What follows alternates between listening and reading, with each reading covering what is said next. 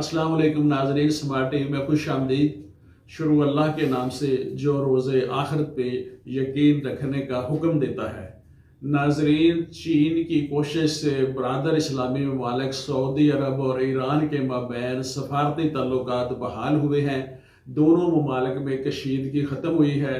चीन के शहर बीजिंग में दोनों ममालिक के आला हुकाम के माबैन होने वाले मुज़ाकरात का कामयाबी से अलामिया बाकायदा जारी किया गया और बाकायदा मुआहदा तय पा चुका है। इस मुआहदे की रूह से दोनों ममालिक के दरमियान सफारती तल्लुकात बहाल हो चुके हैं।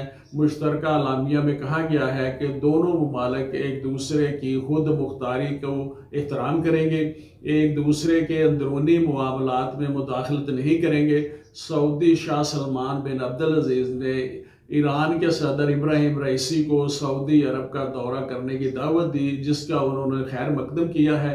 इन दोनों ममालिक के सफारती तल्लुकात से पाकिस्तानी खारजा पॉलिसी भी बेहतर होगी और मजबूत होगी।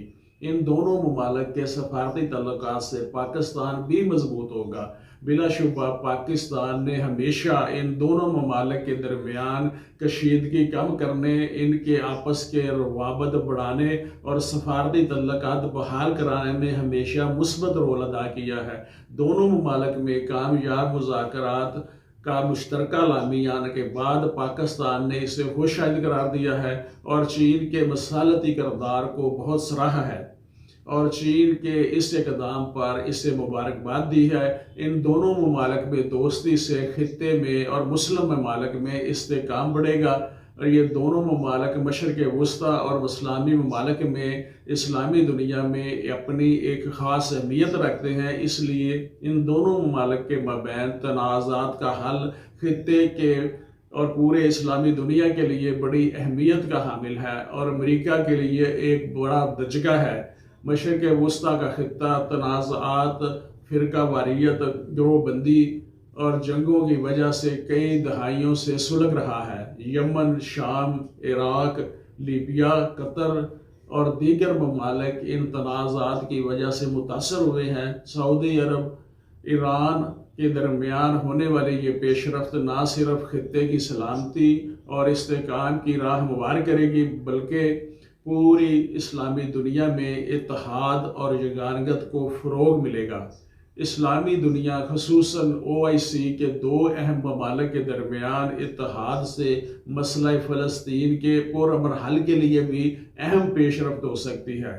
दोनों ममालिक के मसला फ़लस्तीन पे मुश्तरका असूली मौक़िफ़ पे मसला के हल के लिए मुआवन साबित हो सकता है।